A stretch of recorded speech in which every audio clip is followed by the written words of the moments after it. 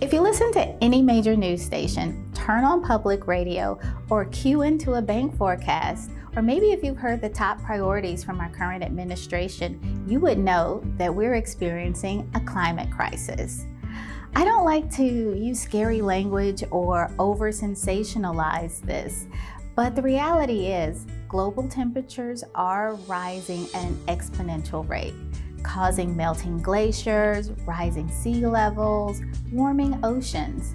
As climate change continues to worsen, we will begin to see even more dangerous weather, including more frequent storms, intense heat waves, and droughts. My name is Pharr and I'm an environmental scientist. I've been in this field for over 30 years, and what's so great about my job is I get to connect the science to the solutions that really help people. I think I've always wanted to be an environmental scientist ever since I was a little girl playing dress up as Mother Nature. I'm a recent transplant to the Dallas area. I moved here to help the city advance their climate protection initiative. Because I knew Dallas was the 9th largest city in the nation and the 4th largest metroplex in America, and my efforts could have a real impact. I'm a part of the planning and implementation team for the city's first ever comprehensive environmental and climate action plan. I know it's a mouthful. We typically refer to it as CCAP. It's over 240 pages, 8 goal areas, 97 specific actions, and hundreds of milestones with the potential to affect what happens next here in Dallas.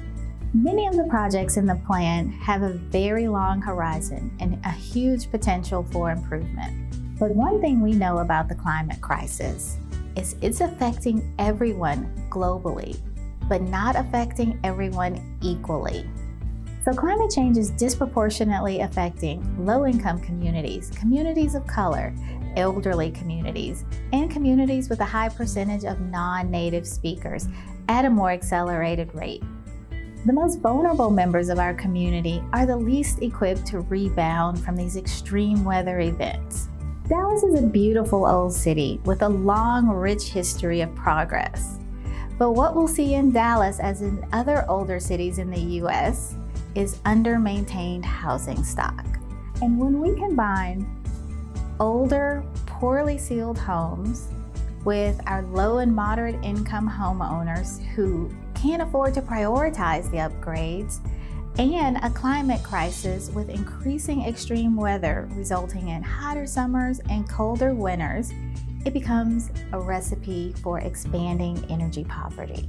It's an issue that doesn't often get enough attention, and it could make a real financial difference for people who are spending upwards of 8% of their income on utility costs and bear a big energy burden that diverts scarce resources from essentials like food, transportation, and medication. Once I watched a recording of Bill Gates speaking on this topic, and he said if he had one wish, if there was one thing he could do to reduce energy poverty, he would choose to lower the cost of energy. Having affordable, reliable energy is so critical to quality of life. One of the solutions to energy poverty and high energy burdens in Dallas is appropriate weatherization. This becomes particularly important in Dallas, where there's a higher percentage of older, improperly sealed housing stock. Weatherization protects homes and interiors from the elements and can reduce energy consumption and optimize energy efficiency. This is a really simple fix.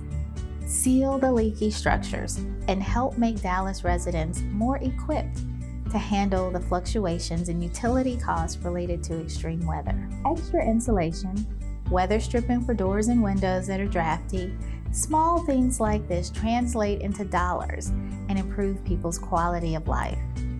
Improving energy efficiency, providing adequate insulation, and upgrading old or inefficient heating systems can all reduce energy poverty.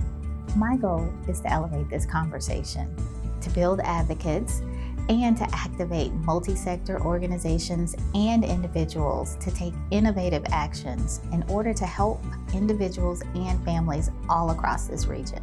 Vulnerable populations need action now so they can experience reductions in utility bills and improve quality of life.